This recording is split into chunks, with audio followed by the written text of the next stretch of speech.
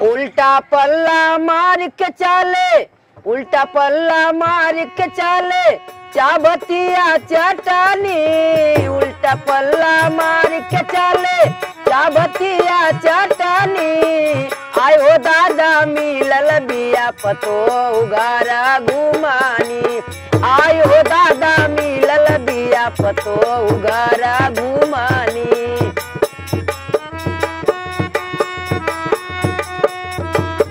जय हो।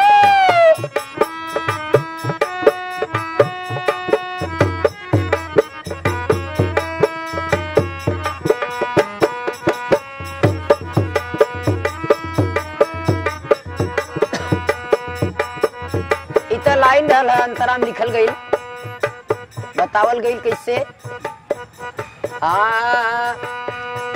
ये बड़े का घराना रहे नेताजी के बिटिया, बड़े का घराना रहे।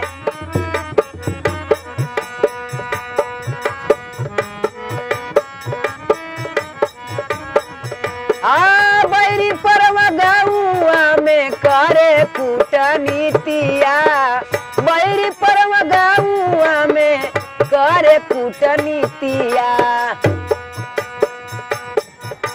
साझा सुबेरे साझी सुबेरे मिलतिया। सारी सुबेरे साझी सुबेरे मिलतिया। देखत बहुते हाफानी, साझी सुबेरे मिलतिया। देख के बहुते हाफानी। आयो दादा मिलल बिया पतो उगारा घुमानी। आयो दादा मिलल बिया पतो उगारा घुमानी।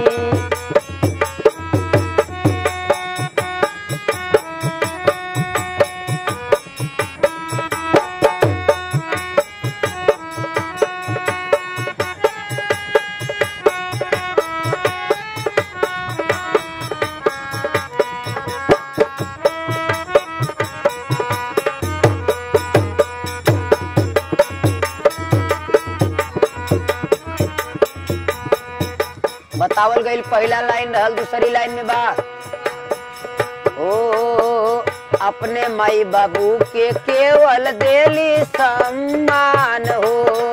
अपने माई बाबू के केवल देली सम्मान हो। औरतिया ओ सासू और सासुरे का, सासू और सासुरे का करत अपमान हो।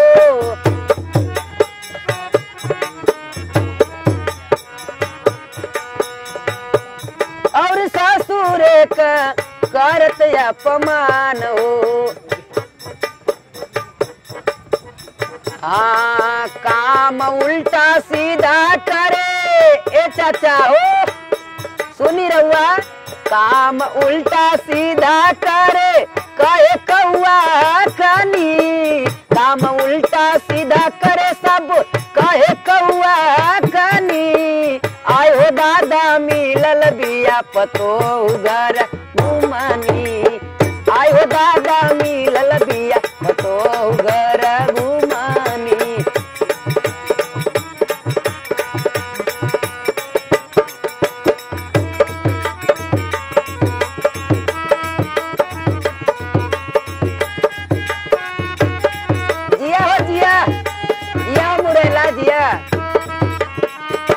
हाय हाय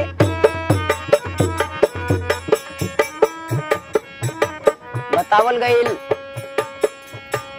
ओ सतयुग से आइल बाटे कला युग जमान हो। सतयुग से आइल बाटे कला युग जमान हो।